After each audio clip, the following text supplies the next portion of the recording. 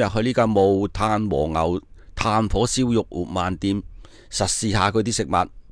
咁啊，美團呢就叫咗個 M5 和牛鰻魚燒肉雙人嘅套餐。咁佢有主食啦，有7揀2啦，有3揀1啦，有4揀1啦，同埋啲前菜啊咁樣吓。咁呢啲就係嗰啲啲套餐入邊可以揀嘅嘢啦。咁啊，啲菜式都好多嘅，要揀都有排揀啦吓。咁我就跟翻呢個7選2啊、4選1啊、3選1啦吓。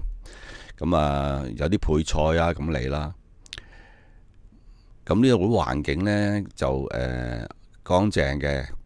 咁老闆都俾咗間2人嘅包房我啦。咁我就都食得 OK 嘅，開心嘅食得。環境乾淨。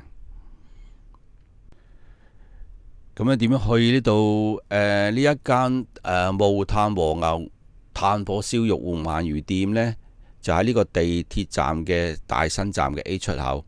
出咗出口之後，向前直行上呢個電樓梯，或者直行見到有部啲lift 都可以搭嘅。咁我就選擇咗行樓梯。行樓梯上咗呢個電樓梯之後，向前直行100米就會見到呢一間木炭和牛炭火燒肉活鰻魚店噶啦。咁呢間店呢，就喺南山區嘅，都有9年嘅人氣嘅老店嘅。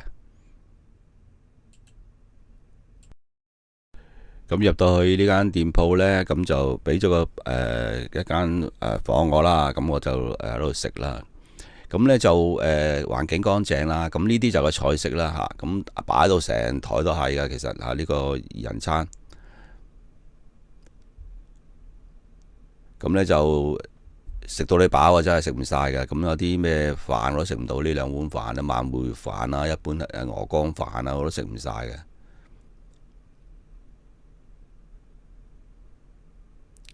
呢個和牛粒啦，呢個鰻魚啦，呢個青魚啦，有啲牛魚啦，有啲牛肉啦，魷魚啦，有啲菠蘿啊嗰啲咁吓，啲菜生菜啦，呢啲咁嘅前菜啦可以任食嘅。咁終於同我開爐啦。咁咧最好咧就話佢可以你揾人同你燒噶嚇，咁可以食殘廢餐咁，有人同你燒，燒完之後有人同你剪，然後同你夾嘅嚇，咁就咁而家呢位小姐同我喺度慢慢燒，咁我食足咗1個半鐘頭嚇，咁佢喺度一路個半鐘同我喺度燒啦嚇。咁整體嗰個感受呢，就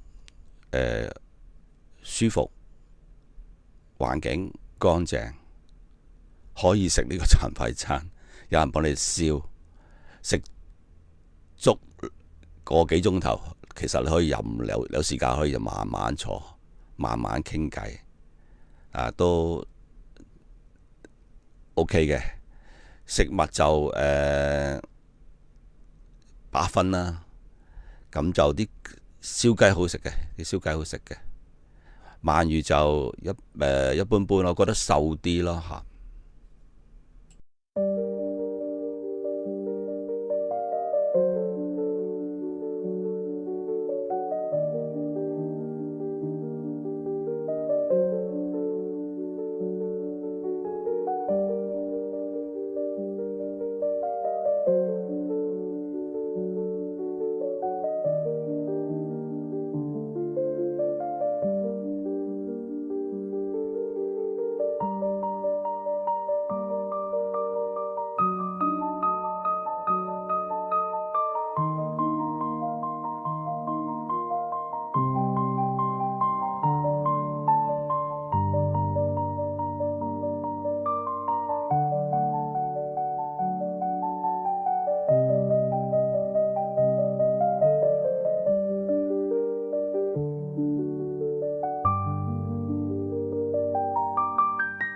如果有任何問題，歡迎隨時喺留言區話俾我知，我會盡力為大家解答。非常感謝你嘅支持，並且點讚同分享影片，咁樣有新影片嘅時候就能夠第一時間收到通知。